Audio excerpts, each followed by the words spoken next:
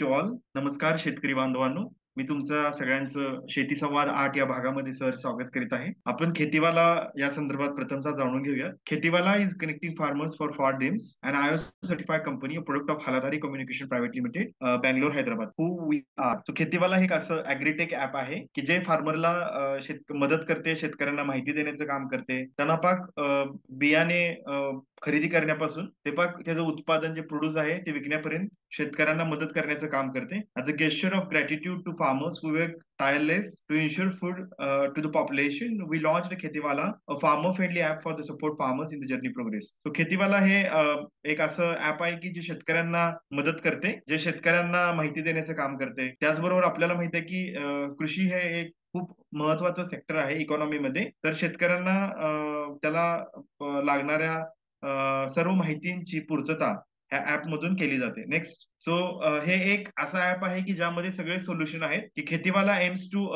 Digitally connect the farmers with the निवेशक्स who would be the farmers while also being a one stop shop for the farmers for all agriculture needs. Their platform aims at की प्रत्येक शेतकऱ्यांना, वेगवेगळ्या भागातील शेतकऱ्यांना एक दुसऱ्याशी connect करण्याचं काम करते. त्याचबरोबर फार्मर आणि निवेशकाला एक दोघांना जोडण्याचं सुद्धा काम करते. Helping the farmers to get financial support farming. आपल्याला माहिती आहे की शेती ही विदाऊट फंड शिवाय किंवा विदाऊट पैशिवाय चालत नाही. तर उत्पादन घ्यायचं असेल, आपल्याला पशुसंवर्धन करायचं असेल तर फायनान्शियल सपोर्टची गरज असते. तर ते ऍप अशा पद्धतीने फायनान्शियल सपोर्ट सुद्धा करते. त्याचबरोबर फार्मर्सला हेल्प करते की जे त्याला लागणारं मटेरियल आहे परचेस करण्यासाठी, पेस्टिसाइड्स असतील, फंगिसाइड्स असतील, सीड्स असतील, फर्टिलायझर्स असतील, या ऑर्गॅनिक फर्टिलायझर असतील, अशा पद्धतीने जे लागणारं त्यांना साधन आहे त्याबद्दल परचेस करण्यासाठी शेतकऱ्यांना हे ऍप मदत करते.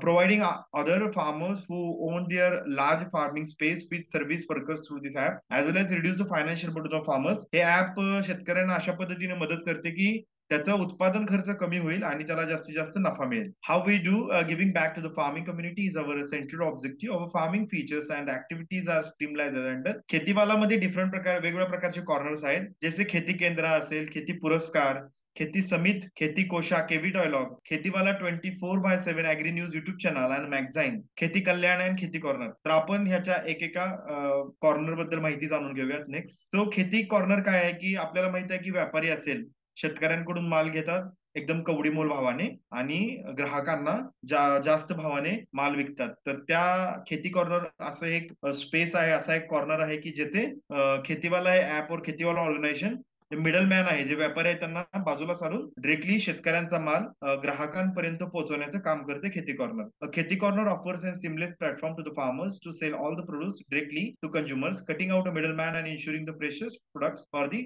कस्टमर्स. तो खेती पुरस्कार काय आहे की खेती पुरस्कार म्हणजे शेतीमध्ये या शेतीत वेगवेगळ्या प्रकारचे संशोधन करून नाविन्यपूर्ण शेतकरी असतात, नाविन्यपूर्ण संशोधन करतात. तर काही काही असे संशोधन असतात की निश्चित शेतकऱ्याला एक पीक उत्पादन वाढीसाठी मदत करतात. त्याचबरोबर शेती क्षेत्रामध्ये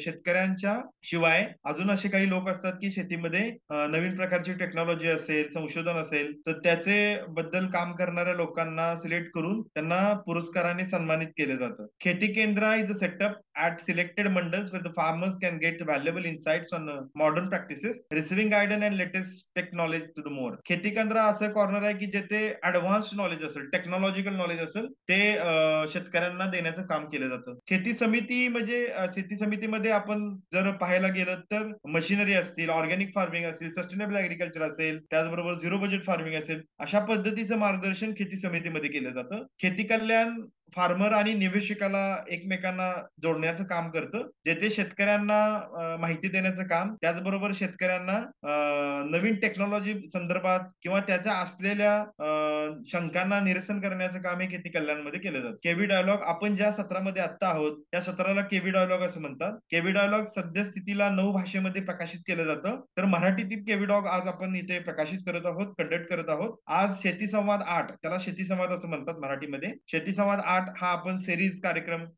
प्रत्येक आठवड्याला संध्याकाळी 6:30 वाजता नवीन विषय घेऊन आपण येत आहोत. तर KB dialogue is a series of presentation and the workshop where the farmers can learn more and the industry experts ask their question to may they have. So इथं आपण काय करतो, शेतकऱ्यांना असलेल्या शंकांचं सुद्धा निरसन इथे केलं जातं. खेतीवाला 24/7 Agri News Magazine. The Khetiwala Agri News delivers the experts analysis and the commentary from the leading voices in the agriculture industry or agriculture field on the key issues through it monthly magazine and YouTube channel. आपण बघत असेल की महाराष्ट्रामध्ये जर शेतकऱ्यांना अॅग्रोवन हे newspaper आहे की शेतकऱ्यांना माहिती देण्याचं काम करतो. रोज अॅग्रोवन न्यूजपेपर बहुतांश करून शेतकरी वाचतात. त्याच पद्धतीनं आपण जर 152 चॅनल टीव्हीवरती लावला तर डीडी किसान हा चॅनल हिंदीमध्ये आहे, तो सुद्धा माहिती देण्याचं काम करतो. त्याचबरोबर आपण म्हणजे आपण शेतकरी 24 तास घरी राहू शकत नाही किंवा फील्डवर असतो, शेतामध्ये असतो, तर आपला मोबाईल आपल्यासोबत असतो. त्यासाठी खेतीवालाने एक युट्यूब चॅनल केला की जो 24/7 चालू असतं.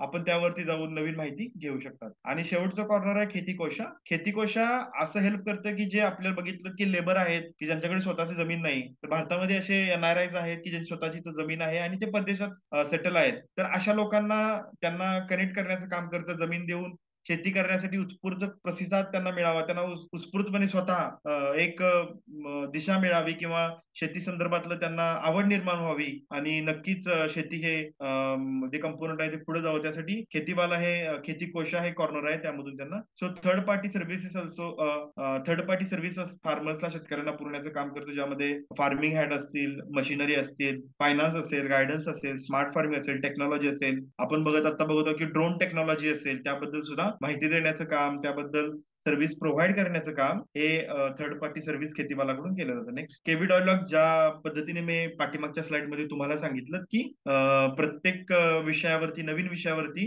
आठवड्यातून एकदा संध्याकाळी 6:30 नंतर ऑनलाईन वेबिनार पद्धतीने एका विषयावरती चर्चासत्र केलं जातं. तर त्याला केबी डायलॉग असं इंग्लिशमध्ये म्हणतात, मराठीमध्ये आपण त्याला शेती संवाद असं म्हणतो. आज आपण भाग 8 शेती संवादचा कंडक्ट करत आहोत. Next, so this about me. I am moderator of today's session. I'm Dr. Dhananjay. I'm working as a assistant professor at Delhi NCR IMT Institute of Organic Agriculture, and I'm having a more than 10 years of experience in the field of agriculture. So Khetiwala magazine हे आता ही English मधून प्रकाशित केलं जातं, की ज्यामध्ये वेगवेगळ्या प्रकारचे नाविन्यपूर्ण रिसर्च असतील, संशोधन असेल, वेगवेगळ्या प्रकारचे शेती संदर्भात माहिती असेल, पिकासंदर्भात, पशुसंवर्धना संदर्भात, हे खेतीवाला या मॅगझिन मधून दिली जाते. Want to sell your farm produce, say bye to middleman and sell directly the consumer. आपण बघत असेल की शेतकऱ्यांना त्याच्या मालाचा भाव आता मिळत नाही का? कारण का त्याला विविध प्रकारची कारणं आहेत, पण आपण जर बघायला गेलं तर मिडलमॅन म्हणजे जे व्यापारी आहेत ते लोक भरपूर पैसा, ते काय पेरत नाहीत, ते शेतात जाऊन कष्ट करत नाहीत, पण ते शेतकऱ्यापेक्षा जास्त नफा ते मिळवतात. तर त्यासाठी खेतीवाला एक चांगलं स्टेप, चांगलं पाऊल उचललं आहे की ज्यामध्ये त्यांना नक्कीच शेतकऱ्यांना डिरेक्टली जो त्यांचा नफा आहे तो शेतकऱ्याच्या खिशामध्ये जाईल.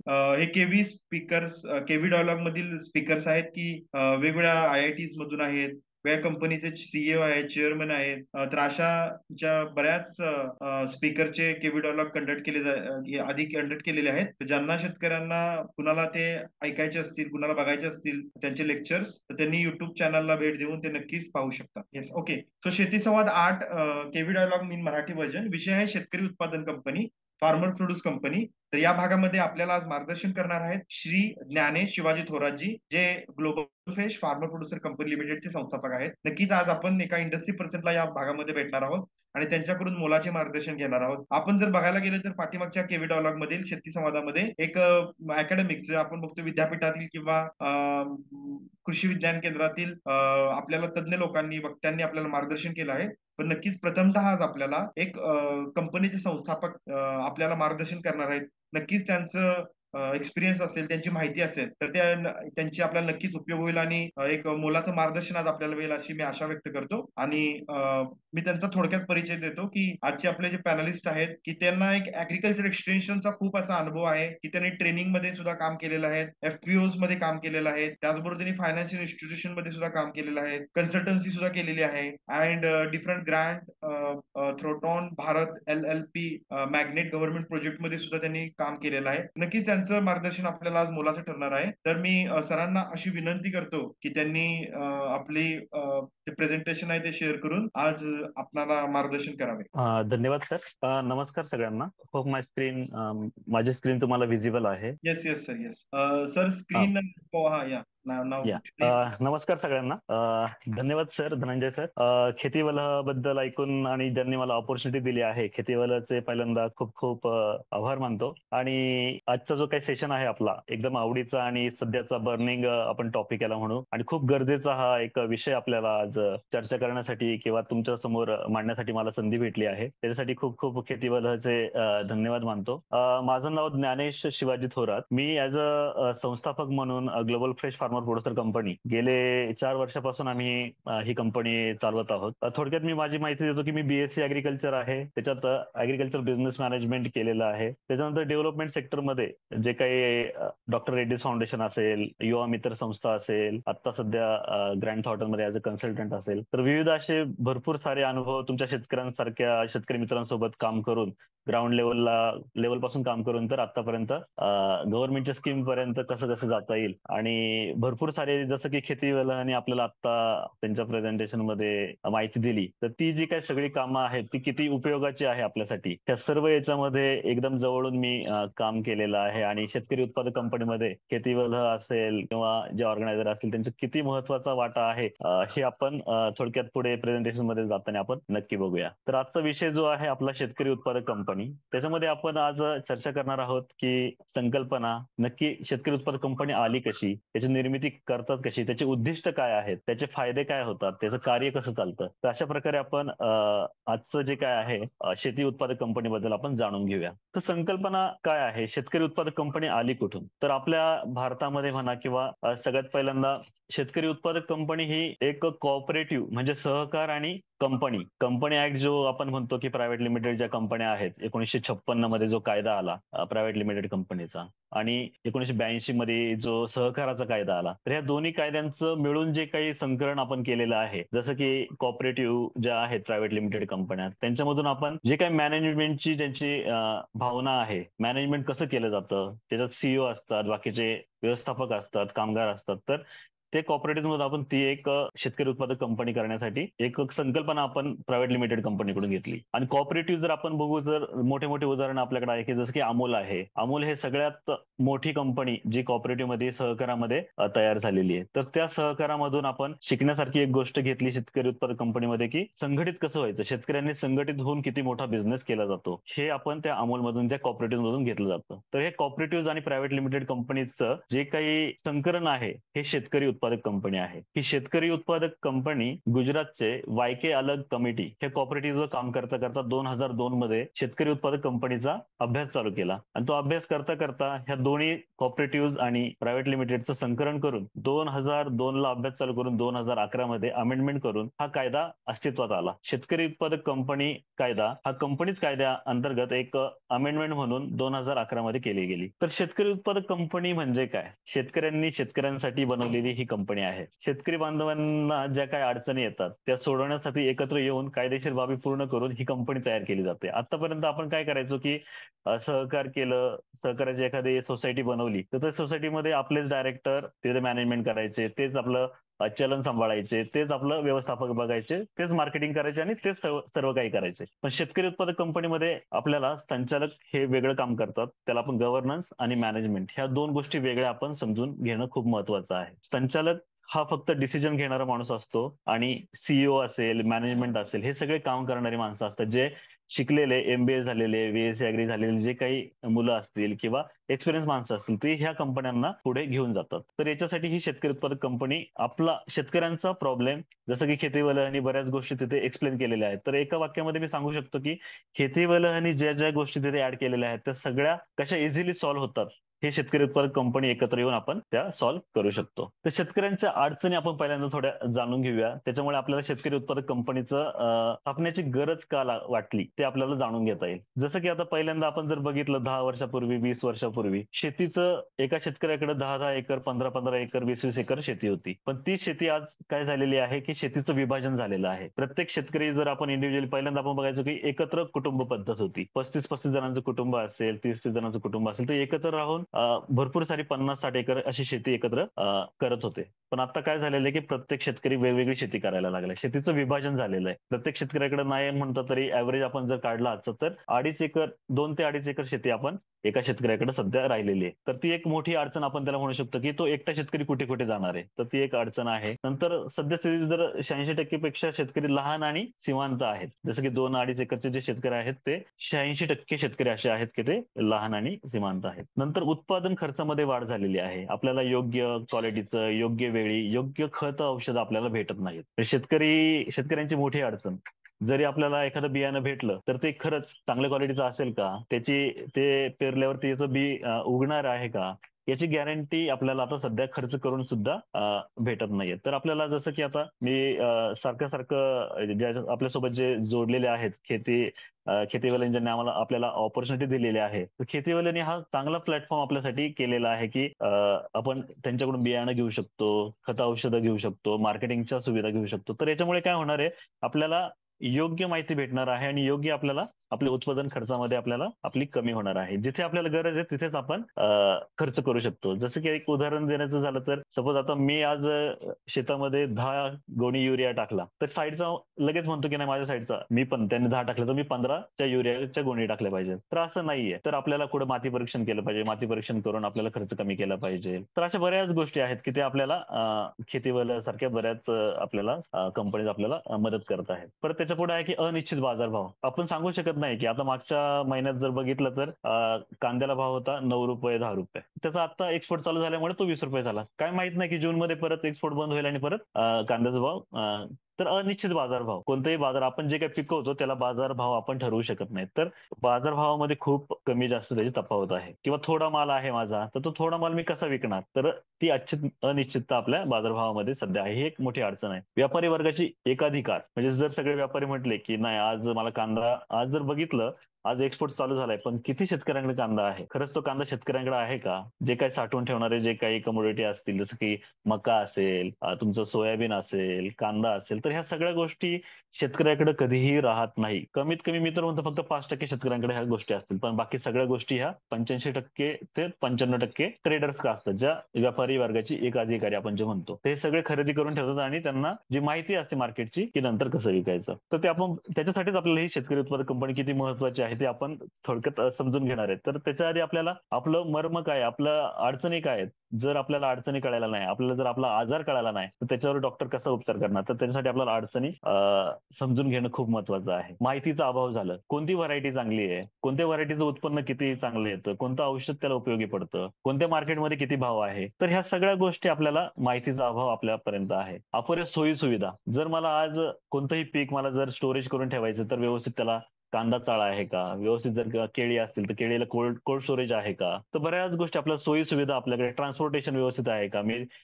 जर मला केळी पुण्यावरून मुंबईला घेऊन जायच्या तर त्याच्यासाठी रेफर व्हॅन आहे का? त्याला प्री कुलिंग केलं जातं का? त्याला कोल्ड स्टोरेज आहे का? तर ह्या सगळ्या गोष्टीचा आपल्याकडे सध्या अपुऱ्या सोयी सुविधा आहेत. तर त्या सुविधा कशा वाढवायच्या? त्या कशा वाढतील? तर ही एक अडचण आपण ह्या शेतकरी उत्पादक कंपनीमधून कशी सोडू शकतो ते आपण पुढे बघूया. नंतर मूल्य साखळीचा अभाव आहे. जर बघितलं तर इंडियामध्ये आजचं पर्सेंटेज आहे आपलं प्रोसेसिंग मधलं फक्त 5%. म्हणजे आपल्याला अजून 95% प्रोसेसिंगकडे वळायचं आहे. जर बाहेरच्या देशाचं बघितलं तर हीच परिस्थिती उलटी आहे की प्रोसेसिंग 82% 90%च्या वर फक्त प्रोसेसिंग करतात आणि 5 ते 10% ते फक्त माल विक्री करतात. तर रॉ मटेरियल जे काही आपण बाहेर पाठवतो तर त्याच्यावर प्रोसेस केलेल्या गोष्टी परत आपल्याकडे येतात आणि आपण ते विकत घेतो. तर आपल्याला मूल्य साखळी कशा ते वाढवता येतील हा एक मूल्य साखळीचा आपल्याकडे अभाव आहे. तर मूल्य साखळी म्हणजे काय थोडं पुढे जाऊन मी तुम्हाला थोडक्यात सांगेल.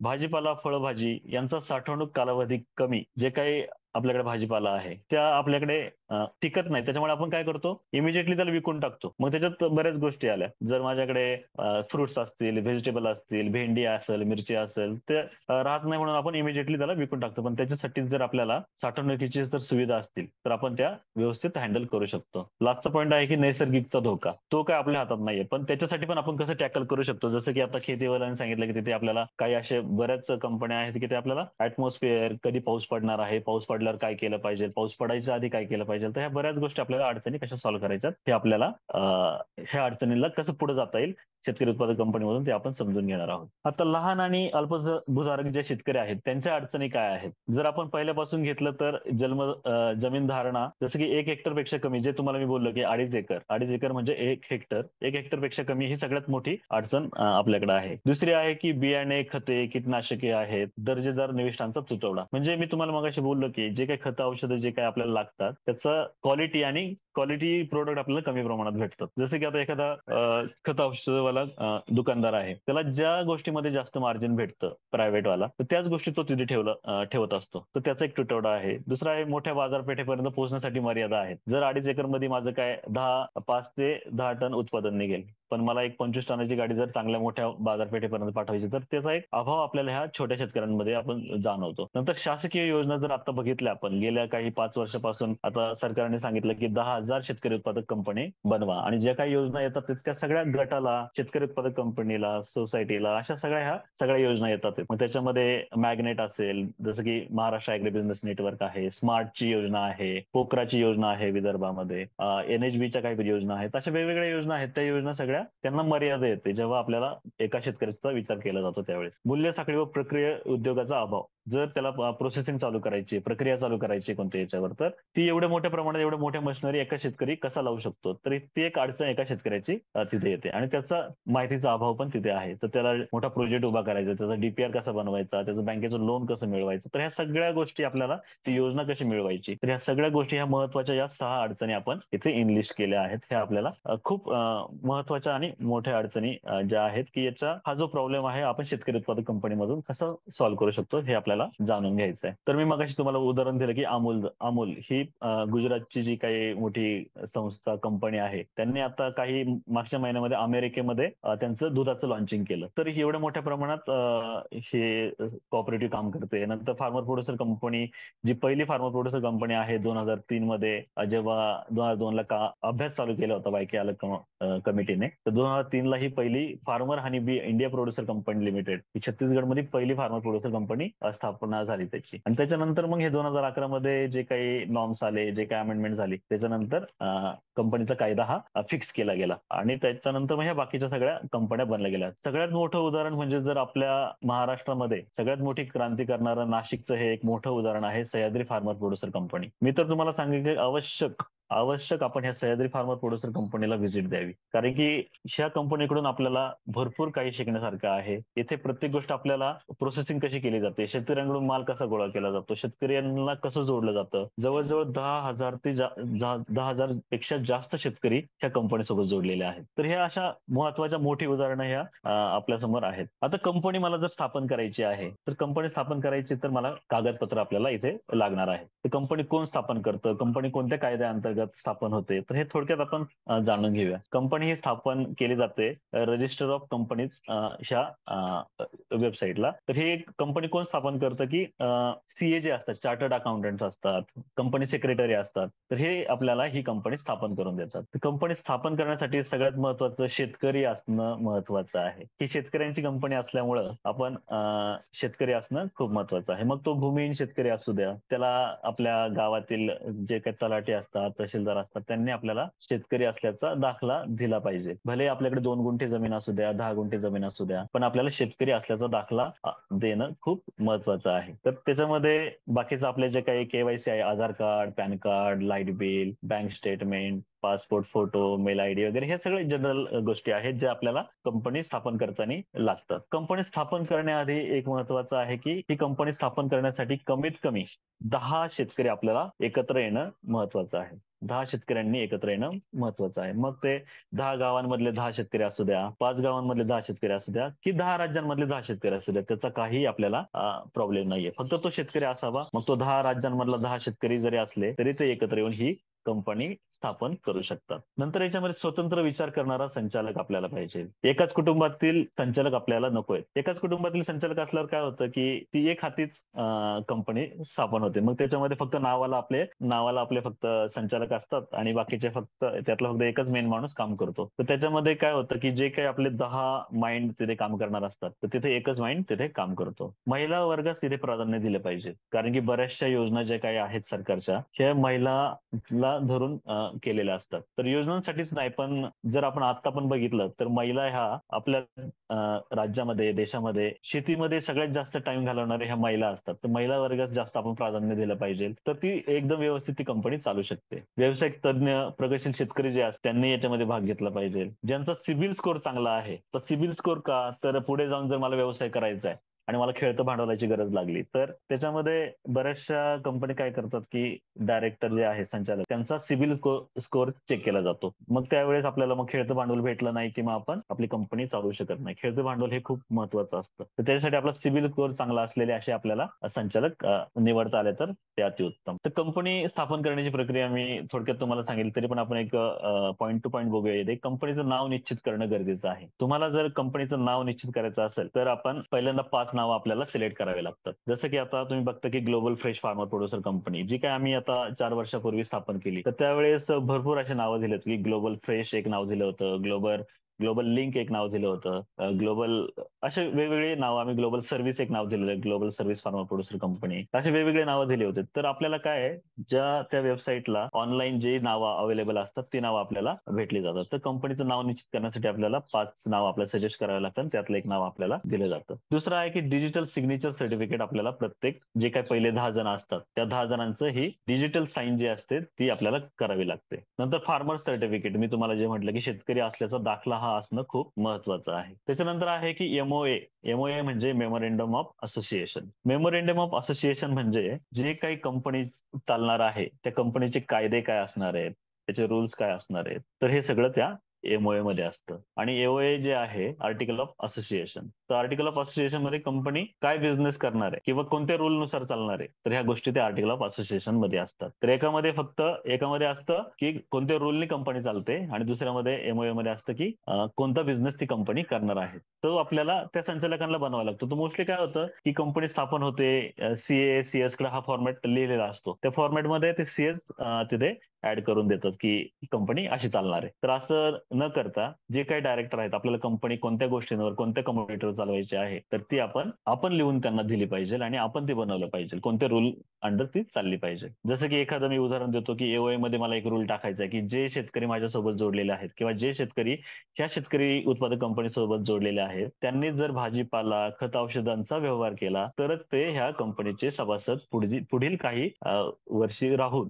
त्याला वोटिंग करू शकतात. बऱ्याच वेळा असं होतं की शेतकरी 500 आहेत कंपनीमध्ये आणि त्यातले फक्त 100 शेतकरी शेतकरी उत्पादक कंपनीसोबत व्यवहार करतात आहेत. पण बाकीचे 400 शेतकरी जे आहेत, जेव्हा आपल्याला वोटिंग करायचं असेल, कारण की 5 वर्षानंतर आपल्याला जे काही संचालक आहेत त्यांचं वोटिंग घेऊन परत आपल्याला संचालक बॉडी निवडायची असते, तर त्यावेळेस आपल्याला मग ह्या गोष्टी खूप महत्वाच्या ठरतात की ऍक्टिव्ह शेतकरी किती आहेत आणि त्यातून मग आपल्याला ही निवड करायची असते. जसं की मगाशी मी सांगितलं की आरओसी वर आपल्याला ही नोंदणी करता येते. आरओसी म्हणजे रजिस्टर ऑफ कंपनीज. आता याचे उद्दिष्ट काय, शेतकरी उत्पादक कंपनी कशी करायची, काय करायची ते तर झालं, पण त्याचे उद्दिष्ट काय, जे मगाशी आपण अडचणी बघितल्यात त्याच्यानुसार आपण बघूया. जसं की उद्देश आहे, आपण बघतोय की आपल्याकडे फॉरवर्ड लिंकेज आणि बॅकवर्ड लिंकेज, मगाशी एकदम छान त्या खेती बलाच्या स्लाइड मध्ये मी वाचलं आणि सरांनी खूप छान त्याच्यात सांगितलं पण. तर त्याचप्रमाणे शेतकरी उत्पादक कंपनीला पण तेच करायचं आहे की जर आपल्याला बियाणं लागतंय, खतं लागतात, औषधं लागतात, शेतीचा विमा काढायचा आहे, कधी आपण विचार केलाय की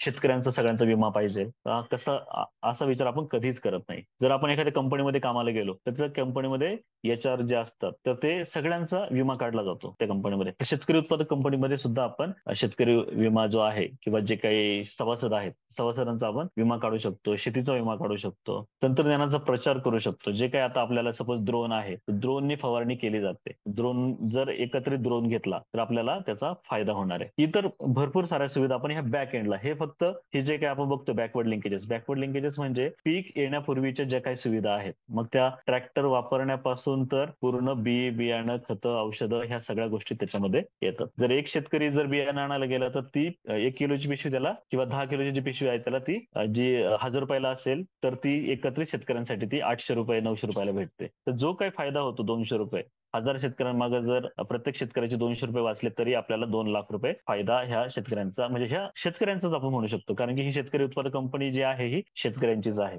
हे झालं बॅकवर्ड लिंकेजेससाठी. तुम्ही एकत्रित जर ऑर्डर केली तर तुम्हाला एकत्रित हा 1 ते 1.5 लाख रुपये एका सीझनला 1.5 ते 2 लाख रुपयाचा फायदा हा अख्ख्या कंपनीला होणार आहे. म्हणजे प्रत्येक शेतकऱ्याचे 200 ते 100 ते 200 रुपये इथे वाचणार आहेत. तर पुढच्या बाजूला जर बघितलं आपण फॉरवर्ड लिंकेजेस, जर आपलं एखादं पीक आहे, कांदा आहे, टोमॅटो आहे, जर केळी आहे, जर हे पीक आपल्याला फॉरवर्ड लिंकेजेस, आपण एकतर काय करू शकतो की त्याची एकत्रित विक्री करू शकतो. एकत्रित जर आता एक शेतकरी आहे, एक शेतकऱ्याला विकायचं आहे तर तो त्याला परवडणार नाही. प्रत्येकाला सेपरेट गाडी करून जायचं, परत त्याचा वेळ पण जाणार, दिवसभर त्याला मार्केटमध्ये जाऊन बसावं लागेल.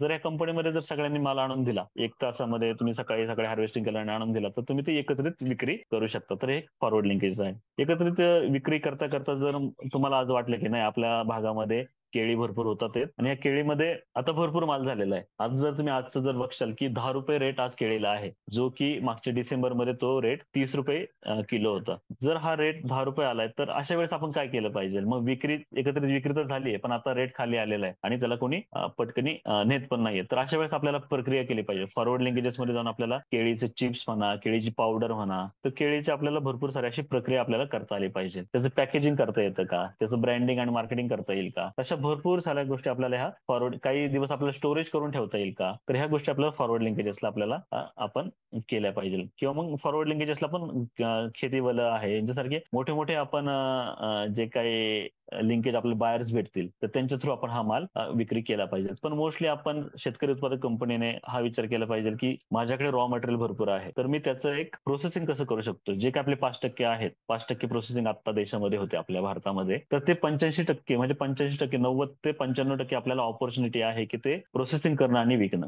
तर ते आपण इथे करू शकतो. जसं की आता एक बटाटाचं चिप्स जर बघितले तर एका बटाट्याचे चिप्स आपण 10 पॉकेटमध्ये येतात पॅक करून आणि आपण परत तेच खातोय. तर एक बटाट्याची किंमत जवळजवळ 100 रुपये झाली. एक पॉकेट 10 रुपयाला, तर असे 10 पॉकेट झाले तर एका बटाट्याची किंमत 100 रुपये झाली. तर हा छोटासा विचार आहे. तर आपण जर ही प्रक्रिया केली तर खूप चांगलं आपल्याला फायदा याच्या फॉरवर्ड लिंकेजेस मध्ये होणार आहे. तुम्ही म्हणशाल की एवढं सगळं केलं प्रक्रिया, पण याला मार्केट कसं? तर खेतीवल सारखे कंपनीज आहेत, भरपूर सारे बाकीच्या कंपन्या आहेत की जिथे आपल्याला रॉ मटेरियल आहे किंवा हे पॅकेजिंगचे आपल्याला मार्केटिंगसाठी आपल्याला मदत भेटणार आहे. आता शेतकरी उत्पादक कंपनी म्हणजे सामूहिक पातळीवर काय काय आपण कामं करू शकतो. जसं की मी मगाशी तुम्हाला म्हटलं की आपल्याला एवढे अडचणी येतात आहेत, पण सामूहिक पातळीवर आपण काय काय कामं करू शकतो. जसं की मी मगाशी एक उदाहरण दिलं बॅकवर्ड लिंकेजेसला, की उत्पादन खर्च आपण कमी करू शकतो. जर एकत्रित आपण बी बियाणं आणलं तर त्याच्यामध्ये आपले पैसे वाचणार आहेत. खत औषध आपण एकत्रित आणले तर त्याच्यामध्ये आपले पैसे शेतकऱ्यांचे वाचणार आहेत, शेतकरी उत्पादक कंपनीचे. प्रत्येक गोष्टीमध्ये आपले पैसे वाचणार आहेत. एक पार घरातलं जरी उदाहरण घेतलं, शेतकऱ्यांची कंपनी आपली किराणा मालाचं दुकान सुद्धा याच्यामध्ये आपण टाकू शकतो. जो काही आपल्या घरामध्ये 2.5 ते 3 5 माणसांच्या कुटुंबाला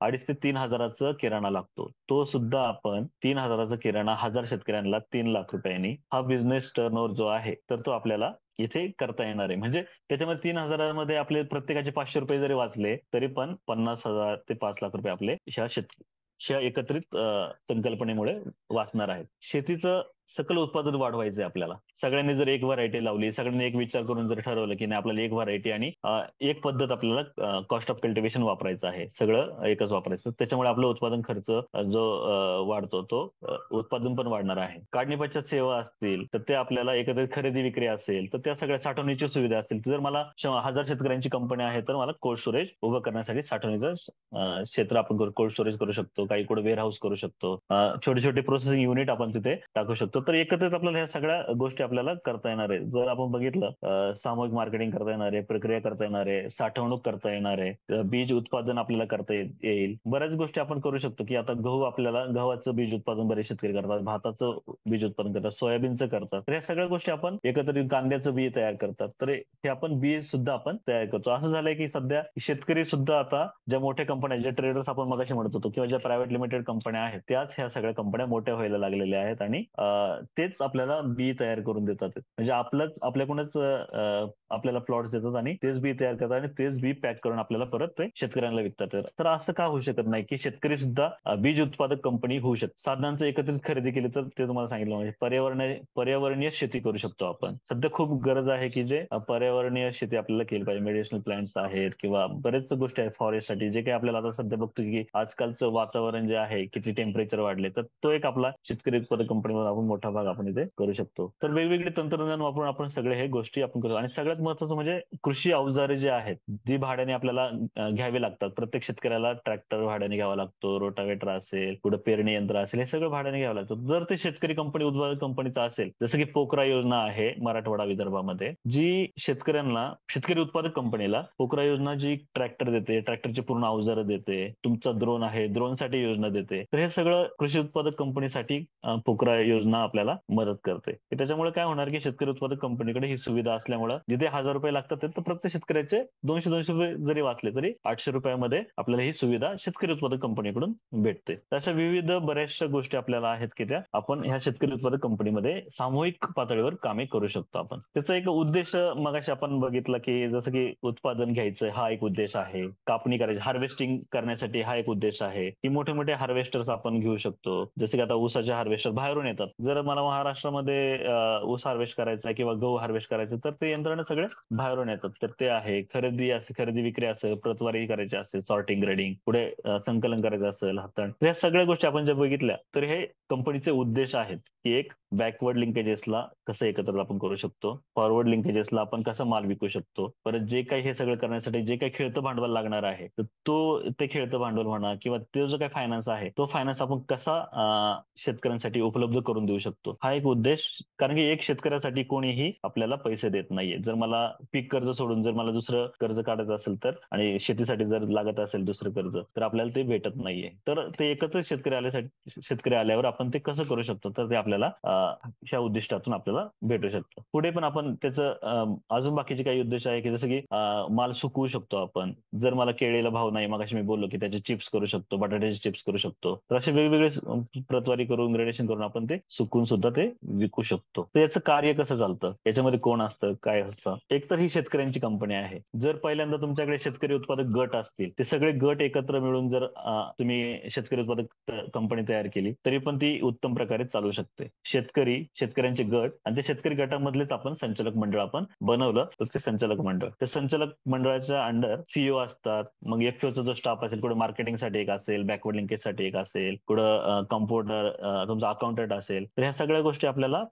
ह्या कंपनीमध्ये केल्या पाहिजे. आतापर्यंत असं होत नव्हतं. आतापर्यंत आपण काय करायचो की सोसायटीमध्ये जे काही सहकारामध्ये आता बरेच शेतकऱ्यांना माहित असेल कारखाने, जे ऊस कारखाने असतील किंवा विविध कारखाने असतील, आपण बघतो की तिथे संचालक आहे आणि संचालकांनीच ते अकाउंटंट बघायचं, संचालकांनीच मार्केटिंग बघायचं, संचालकांनीच सगळ्या गोष्टी करायचं. तर असं न करता आपण याच्यामध्ये सीईओ ठेवला पाहिजे, जो की फुल टाइम तो त्या कंपनीचं काम बघणार आहे. चीफ एक्झिक्युटिव्ह ऑफिसर, मुख्य कार्यकारी अधिकारी आपण त्यांना बोलतो की ते फुल टाइम ते काम बघतील. संचालकांचं काम एवढंच की आपण डिसिजन घेणं, मला ह्या केळीचे चिप्स बनवायचे आहेत. मग ते चिप्स कसे बनवायचे, ते सीईओ असेल, त्याचा मॅनेजर असेल तर त्यांनी हे कारण ते शिकलेले असतात. कुठे एमबीए झालेलं असेल, कुठे बीएससी ॲग्रीमध्ये ते पुढे फूड टेक्नॉलॉजीमध्ये ते शिकलेले असतात की त्याचं प्रोसेसिंग कसं करायचं, कसं काय करायचं, या सगळ्या गोष्टी आपण मॅनेजमेंटच्या ह्या सीईओ असतील, एफओ स्टाफ कडून आपण ते करून घेतल्या पाहिजे. जर याच्यामध्ये एक चांगलं उदाहरण मी प्रत्येक वेळेस देत असतो. जर अंबानी आहे, अंबानीचं उदाहरण आहे. अंबानी जर म्हटले असते की मला जिओचा मोबाईल काढायचा आहे आणि मलाच बनवायचा आहे, तर तो आतापर्यंत पोहोचला असता का कोणापर्यंत? नसता पोहोचला. तर हा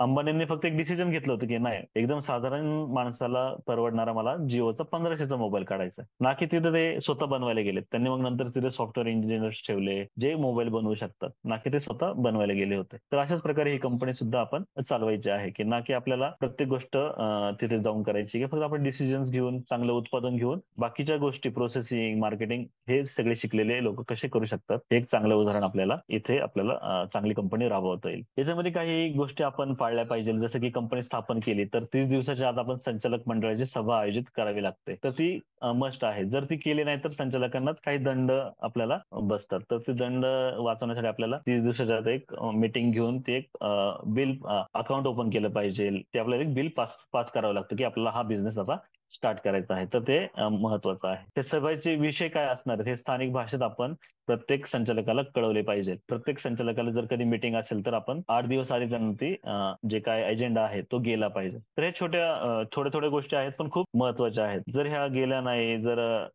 तर याचे लिगली आता कंपनी चालवण्यामध्ये दुसरं काही नाही. उत्पादन आपण घेऊ शकतो, मार्केटिंग करू शकतो, पण लिगली ज्या गोष्टी आहेत तर त्या खूप मेंटेन करणं महत्वाचं आहे. जसं की आपली डेलीची मीटिंगची वही असेल, अकाउंटिंगची वही असेल, कॅशची वही असेल, तर जे काही नोटबुक्स आहेत ते आपण सांभाळून ठेवल्या पाहिजे. जसं की गरजेचे विषय इथे लिहिलेले आहेत मी, की ते काय काय पाहिजे. कंपनी नोंदणी दस्त जसं की शेअर होल्डर आहे तर त्याचं एक रजिस्टर पाहिजे. सेल्स परचेस असेल, जर मी खरेदी विक्री करतोय त्याचं एक रजिस्टर पाहिजे. बँक खात्याबाबतचं एक रजिस्टर आपल्याला पाहिजे. अधिकृत स्वाक्षरी कोणाची असते ते तो ठराव घेतलेला आहे, ते मिनिट बुक आपण त्याला बोलतो, तो त्याचं एक रजिस्टर आपल्याला पाहिजे. असे वेगवेगळे भरपूर सारे रजिस्टर आपल्याकडे पाहिजे. मगाशी मी तुम्हाला सांगितलं की जे आपलं कायदे, मेमोरंडम ऑफ असोसिएशन आणि आर्टिकल ऑफ असोसिएशन, जे काही ज्या कायद्या अंतर्गत आपली कंपनी चालणार आहे, ज्या काही रूल अंतर्गत चालणार आहे, ती एक फायलिंग आपल्याला पाहिजे. व्यवस्थापनाची नियुक्ती जर आपली केली असेल, एखाद्या सीईओची केली असेल, मॅनेजरची केली असेल, तर ते आपल्याकडे सगळे ते बुक्स आपल्याकडे असणं गरजेचं आहे. तर कंपनी नोंदणीनंतर 90 दिवसाच्या आत वार्षिक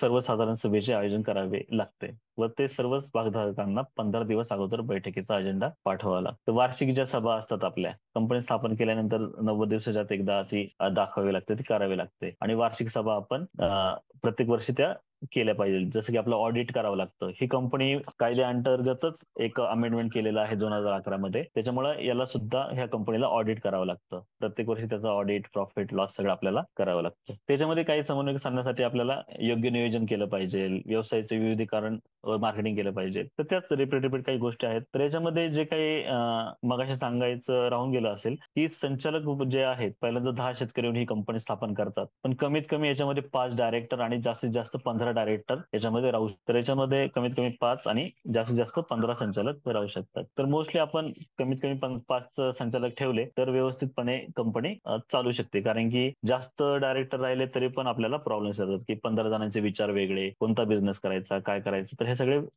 विभिन्नता येऊ शकते. तर याच्यामध्ये 5 डायरेक्टरनी वेगवेगळ्या जबाबदाऱ्या घेतल्या, मग त्याच्यामध्ये कुठं अकाउंटचं वेगळं घेतलं, कुठं मार्केटिंगचं कोणी वेगळं घेतलं, अशा वेगवेगळ्या दृष्टिकोनाने जर आपण नियोजन केलं तर इथं ही कार्य व्यवस्थितपणे चालू शकतं. काही रूल्स आहेत, गोल्डन रूल्स, की जसं की मग सांगितलं सगळे मी एक्सप्लेन केले, जसं की बोर्ड ऑफ डायरेक्टर, सीईओ, हे त्यांना रोल क्लॅरिटी पाहिजे की मला काय करायचंय. जर ही रोलच क्लॅरिटी नसेल की मला काय करायचंय, फक्त मी उत्पादक कंपनी स्थापन केली आणि त्याच्यामध्ये काय करायचं हे माहित नसेल, तर आपण कंपनी चालवू शकत नाही. मला पहिल्यांदाच माहित पाहिजे की मला करायचं काय आहे. जो की बिझनेस प्लॅन आपण बोलतो. पहिल्या दिवशी मला कागदावर माहित पाहिजे की मला ही कंपनी कुठे न्यायची आहे, मला या कंपनीमध्ये या पिकाबद्दल कुठेपर्यंत काम करायचं आहे, प्रोसेसिंग करायचं आहे नाही आहे. तर आपल्याकडे एक छोटासा बिझनेस प्लॅन असणं महत्वाचं आहे. हा बिझनेस प्लॅन जो आहे हा आपल्या कंपनीचा मनका आहे. जसं की आपलं माणसाचा मनका असतो तसा कंपनीचा मनका म्हणजे बिझनेस प्लॅन आहे. तर बिझनेस प्लॅन बनवणं खूप महत्वाचं आहे. बिझनेस प्लॅन हे सेपरेट आपण सेशन घेऊ शकतो की बिझनेस प्लॅन कसा बनवायचा आणि तो किती महत्वाचा आहे. तर तो एकच सांगू शकतो की कंपनीचा मनका आहे. त्याच्यामध्ये मग सांगितलं की व्हेरियस कमिटी आपल्याला बनवायला लागतील, वेगवेगळ्या जबाबदाऱ्या प्रत्येक संचालकाला द्याव्या लागतील, प्रत्येक स्टाफचे पेरोल जे काय आहेत त्याचे तर ते करावे लागतील. तर हे role clarity, roles and responsibility आपल्याला माहित पाहिजे. फक्त एकच मी थोडक्यात उदाहरण देतो. एक व्हिज्युअल करा. एक आपली एसटी आहे, एसटी महामंडळ लाल जी काही बस आहे, तर तिचा जो ड्रायव्हर असतो ना तो संचालक आहे आणि आतमध्ये जो कंडक्टर असतो तो एक सीईओ आहे. म्हणजे सीईओ जो कंपनी चालवतोय आणि जो काही ड्रायव्हर आहे तो डायरेक्शन दाखवतोय. तर हा एक जर तुम्ही कधी बसले बसमध्ये किंवा कधी पण असे बसले तर ते काय काय कामं करतात त्याच्यानुसार तुम्ही तुमचे रोल्स बघू शकता. जसं की सीईओ आहे, आपण ती गाडी म्हणजे प्रोड्युसर कंपनी आहे, त्या गाडीमध्ये सभासद बसले तरच त्या गाडीला महत्व आहे. जर त्याच्यामध्ये आपण बिझनेस केला तरच आपल्याला त्या गाडीचं, त्या कंपनीचं महत्व आहे. तर एक उदाहरण थोडक्यात एक ऑनलाईनला एवढंच मी तुम्हाला सांगू शकतो. जर बोर्ड असतं तर आपण बोर्डवर अजून ते डिटेलमध्ये आपण फिजिकली तुम्हाला समजून सांगितलं असतं. पण खूप छान हे उदाहरण आहे. नंतर बाकीचे बऱ्याच साऱ्या गोष्टी आहेत की ते आपण केल्या पाहिजे. जसं की प्रॉपर बुक्स आपण सांभाळले पाहिजे, कुठे कुठे रिस्क येणार आहे ते आपण बघितलं पाहिजे. तर या सगळ्या गोष्टी आपण याच्यामध्ये बघितल्या पाहिजे. तर याचे फायदे काय आहेत? शेतकरी जर कंपनी बनवली, आता मी बॅकवर्ड लिंकेजेसला थोडक्यात सांगितले काय फायदे असणार आहे, फॉरवर्ड लिंकेजेसला काय फायदे असणार आहे, पण एक थोडं डिटेलमध्ये काही इंग्लिश केलेले आहेत. जसं की उत्पादन केलं, प्रक्रिया केली आणि विपणन केलं तर त्याचा खर्च आपला कमी होणार आहे. ते मगाशी आपण एक कन्क्लूड बघूया. आधुनिक तंत्रज्ञानाचा अवलंब जो करायचा आहे आपल्याला, जर ड्रोन वापरायचंय, कुठे आता AI टेक्नॉलॉजी येतात, शेतीवल सारखे काही नवीन ऍप्लिकेशन्स आहेत, त्याचा एक आपल्याला वापर करायचा, तर हे खूप महत्वाचं आहे. याचे फायदे आपल्याला एकटा शेतकरी कधी करू शकत नाही. जर आपण महिन्याला 3 महिन्याला महिन्याला जर शेतकऱ्यांची सभा लावली तर त्याच्यामध्ये आपण ह्या सगळ्या गोष्टी त्यांना समजून सांगू शकतो, कशा वापरायच्या, फॉलोअप घेऊ शकतो. विस्तार सेवा आहेत, एक्सटेन्शन जे काय आहे.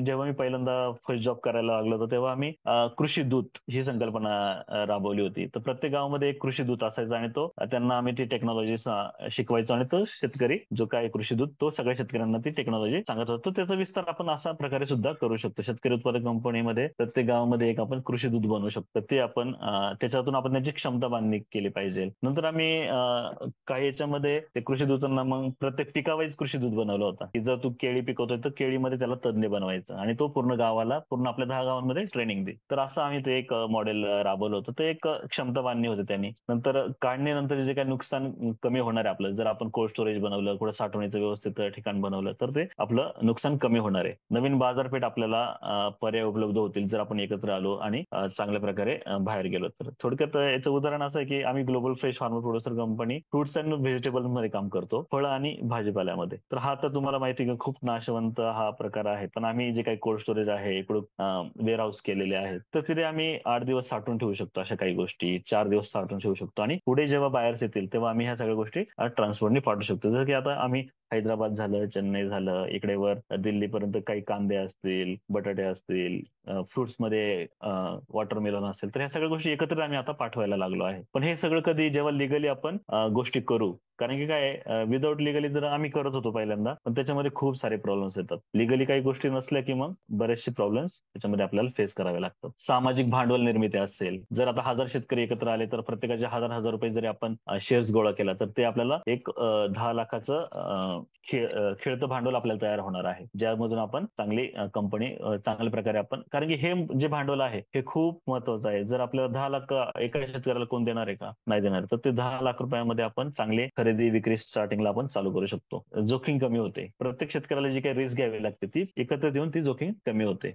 एकीचं बळ, ती एक शक्ती आपल्याला तयार करायला लागते आणि एका याने आपण चांगले हे आणि व्यावसायिक व्यवस्थापन आपल्याला चांगल्या प्रकारे करता येतं. जसं की आता बचत गट, मी हे मगाशी सांगितलं की तुम्हाला पुढे जाऊन मग पहिल्यांदा बचत गट असेल, तुम्ही आता शेतकरी उत्पादक कंपनी केली, शेतकरी उत्पादक कंपनी नंतर तुम्ही वेगवेगळे शेतकरी उत्पादक कंपन्यांचं फेडरेशन सुद्धा तिथे तुम्ही करू शकता. जसं की आता आपल्या महाएफपीसी आहे, आपल्या याच्यामध्ये महाएफपीओ आहे, असे बरेच सारे फेडरेशन आहेत. सह्याद्री फार्म्स पण जे आहे, जे विविध कंपन्यांनी बनलेली एक कंपनी नंतर फेडरेशन झालेली आहे. आता कोणकोणते व्यवसाय करू शकतात, तर बॅकवर्ड आणि फॉरवर्ड लिंकेजला सगळे व्यवसाय शेतकऱ्याच्या रिलेटेड, शेतकऱ्यांची मुलं आणि शेतकऱ्याच्या फॅमिलीच्या रिलेटेड जे काही व्यवसाय असतात ते सर्व व्यवसाय शेतकरी उत्पादक कंपनी करू शकते. मग शेतीसाठी लागणारे प्रत्येक गोष्ट, घरामध्ये लागणारा किराणा, शेतीमध्ये परत मुलांसाठी लागणार कपडे असतील, तुमची पुस्तकं असतील, ह्या सगळा बिझनेस शेतकरी उत्पादक कंपन्या करू शकतात.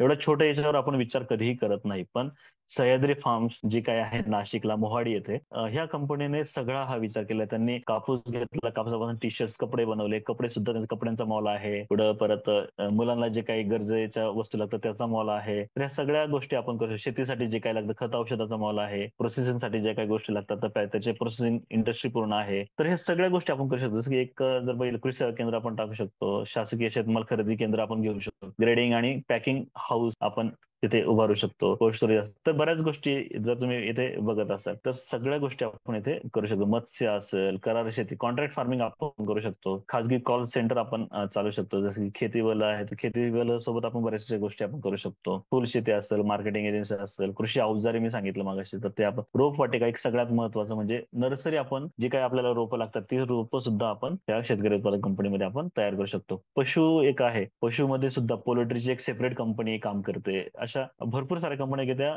पोल्ट्रीमध्ये काम करतात. पुढे गायी आणि शेळी पालनामध्ये आहेत. तर भरपूर साऱ्या कंपन्या आहेत. एक मी युवा मित्रमध्ये नाशिकला काम करत होतो, तर तेव्हा महिलांची शेतकरी उत्पादक कंपनी आहे जी शेळीमध्ये काम करते आणि शेळीच्या दुधापासून ते चीज बनवलं जातं. जर कधी तुम्ही पुणे ते नाशिक हायवेने जर सिन्नर भागामधून गेले तर सिन्नर बायपासला सावित्रीबाई फुले शेतकरी उत्पादक कंपनी आहे महिलांची. तर तिथे शेळीच्या दुधापासून चीज बनवलं जातं. एकदम वेगळं एक आहे आणि ते चीज जे आहे ते चेन्नईला विकलं जातं. जर शेळीच्या दुधाची जर आज प्राइस बघितली तर 70 रुपये आहे लिटरला, पण त्याचं जर चीज बनवलं तर त्याचं 2,500 रुपये किलो असं चीजचं ती रेट आहे. तर एवढं महत्वाचं हे प्रोसेसिंग करणं खूप महत्वाचं आहे. तर अशा वेगवेगळ्या कंपन्या आपण खूप साऱ्या गोष्टी याच्यातून करू शकतो. धन्यवाद. कोणाला काही प्रश्न असेल तर तुम्ही विचारू शकता. ग्लोबल फ्रेश बद्दल जर अजून काही सांगायचं झालं तर global fresh farmer producer company fruits and vegetable मध्ये काम करते. ही कंपनी जी आहे, आम्ही ऍग्रिकल्चर ग्रॅज्युएट्स आहेत बऱ्यापैकी, की जे सगळे एकत्र येऊन 30 गावांमध्ये काम करतो. 30 गावांमधला आम्ही भाजीपाला एकत्र करून वेगवेगळे कॅन्टीन्स आहेत. बल्कमध्ये काही गोष्टी आम्ही बाहेर वेकुल असेल, सोडॅक्सो आहे, अशा वेगवेगळ्या मोठे मोठे ज्या कंपन्या आहेत त्यांना आम्ही सप्लाय करतो. तर ही वेबसाईट आहे, ही वेबसाईट तुम्ही व्हिजिट करू शकता आणि ग्लोबल फ्रेशला तुम्ही तुम्हाला काय अडचण असेल तिथे पण तुम्ही व्हिजिट करू शकता. कोणाचे काही प्रश्न असेल तर सांगू शकता. खूप धन्यवाद. खूप खूप धन्यवाद सर, तुम्ही आलात आणि नक्कीच FPO and farmer producer company याबद्दल तुम्ही सखोल मार्गदर्शन केलं, त्याबद्दल तुमचे खूप खूप धन्यवाद सर. नक्कीच हा जो संवाद आहे आजचा, तो शेतकऱ्यांना मोलाचा ठरणार आहे, की त्यांना जर FPO खोलायचं असेल किंवा त्यांना जर त्याबद्दल अजून पुढे जायचं असेल तर हे आपण जे आहे रेकॉर्डिंग एक 4 ते 5 दिवसानंतर ऑनलाईन युट्यूबवर अवेलेबल असेल. जे कोणी आता नाही पाहू शकलेत किंवा त्यांना परत एकदा ऐकायचं असेल तर ते त्याबद्दलची लिंक या युट्यूब और व्हॉट्सअप ग्रुपमध्ये सुद्धा शेअर केली जाईल. So thanks a lot sir for your sharing okay. you thank you. in today's thank session. So definitely this is a wonderful session for us, and not only farmers but also those people here, young people they are seeking towards the young entrepreneurship, and in the you. field of agriculture they do the things next things. Definitely this information are helpful. So Yes. any question? I think there are some questions here. Yeah, in chats. Okay. Can Anand you sir, काही प्रश्न असतील तर तुम्ही विचारू शकतात. कोणाला कधीही पण काही गरज लागली शेतकरी उत्पादक कंपनीमध्ये, थोडक्यात एक गव्हर्नमेंट बद्दल, गव्हर्नमेंटचे जे काय आहेत, आता टाइम खूप झालेला आहे ऍक्च्युली. फ्लो मध्ये खूप काही गोष्टी सांगण्यासारख्या असतात, कारण की 3-3 दिवसाचे 5-5 दिवसाचे ट्रेनिंग्स एकदम डिटेल्स मध्ये घेतलेले आहेत आणि एकदम थोडक्यामध्ये जर सांगायचं तर वेळ ऑनलाईनला आपल्याला मर्यादा येतात. पण नक्कीच आपण तुम्ही माझा नंबर जर नोट केला असेल. आनंद सर, नाही सर, प्रश्न काही नाहीये. सरांनी एकदम छान माहिती दिलेली आहे. तर सरांचंच मी एकदा आणखी धन्यवाद करतो की सरांनी खूप म्हणजे सोप्या भाषेमध्ये सर्वांना समजेल असं आम्हाला मार्गदर्शन केल्याबद्दल धन्यवाद sir. Thank you. Thank you so much sir. धन्यवाद. धन्यवाद. धन्यवाद. So I guess there are no questions. So I would like to thank our today's speaker for providing so much valuable information on Farmer Producer Company. Farmer Producer Company, he told so much about it. He also told it plays a crucial role in empowering farmers, improving their livelihoods, and promoting sustainable agriculture practices. Thank you so much, Mr. Dhyanesh. And I would also like to thank our today's moderator, Dr. Dhananjay sir, for conducting this session smoothly and successfully. With these regards, I would like to end this session. Thank you so much, everyone.